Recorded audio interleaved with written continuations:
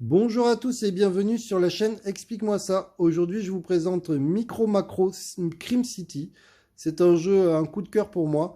Il vient de sortir, j'ai adoré. C'est un Où est Charlie, mais attention, c'est beaucoup plus compliqué que Où est Charlie. Donc du coup, c'est un jeu, vous voyez, à partir de 10 ans et plus, vous pouvez jouer avec des enfants de plus petits âges, il n'y a pas de problème.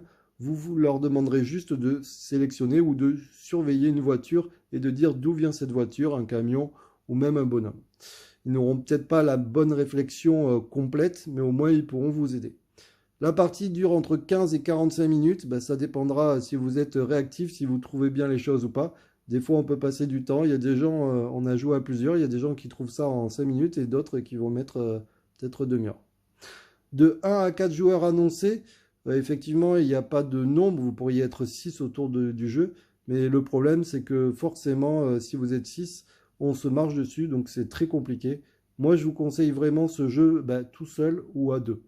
Mais faut pas être trop nombreux parce que sinon ça devient vite le bazar. Donc comment se passe le jeu? Nous avons 16 énigmes, nous avons des cartes, donc pour pas vous spoiler, je vais pas vous révéler les cartes du début, mais vous avez des cartes et on va vous demander par exemple de trouver un personnage et d'essayer de savoir qui l'a tué, d'où il vient, où il habitait, s'il avait une femme, où habitait le tueur, ainsi de suite. Donc là, nous sommes sur une carte très grande, vous voyez, un plateau de jeu énorme. Donc vous voyez, je suis obligé de prendre le téléphone à la main, je ne peux pas le mettre sur pied parce que sinon vous ne verrez rien.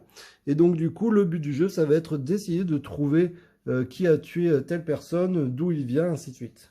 Pour cela, vous allez faire comment? Ben, par exemple, alors je prends un exemple totalement au hasard, donc j'espère qu'il ne sera pas dans le jeu. Mais si par exemple je prends ce vélo, on va peut-être me demander où habite la personne qui est sur ce vélo. Donc du coup, bah, pour savoir où il habite, bah, je vais peut-être regarder d'où il vient. Donc vous voyez, il va dans ce sens, donc forcément il remonte d'ici.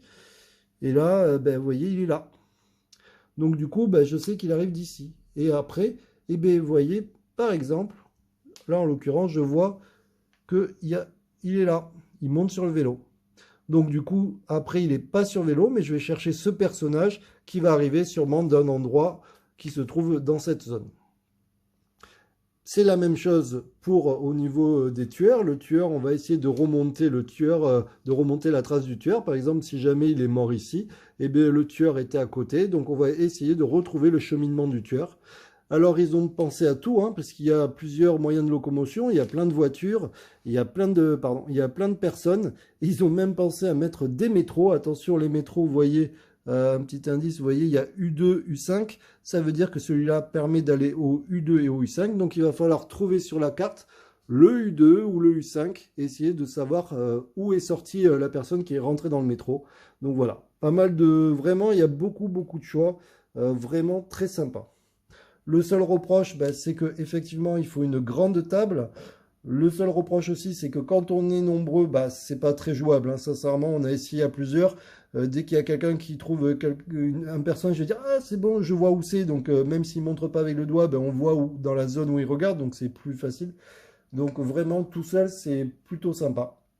Si jamais vous êtes bloqué, vous avez des cartes, vous les retournez et vous aurez une aide derrière. Ça vous donnera soit la réponse ou au moins ça vous donne des indications. Si jamais vous voulez jouer en expert, c'est quoi? Ben, on vous dit, lui, ce personnage est mort. Comment il est mort? Donc, bah, du coup, si je pars de ce personnage, il va falloir que j'essaye de retrouver ce personnage quand il était vivant. Il va falloir que j'essaye de retrouver tout son cheminement et essayer de savoir qui l'a tué. Pareil, suivre le tueur, d'où il vient, et pouvoir répondre ainsi aux questions. Donc du coup, il y a 16 énigmes dans le jeu, 16 énigmes avec des difficultés différentes. Ils ont été très sympas puisqu'ils nous ont rajouté quelques questions bonus. Combien y a-t-il de cadavres dans la ville? Pourquoi un homme a poussé dans la rivière? Ainsi de suite.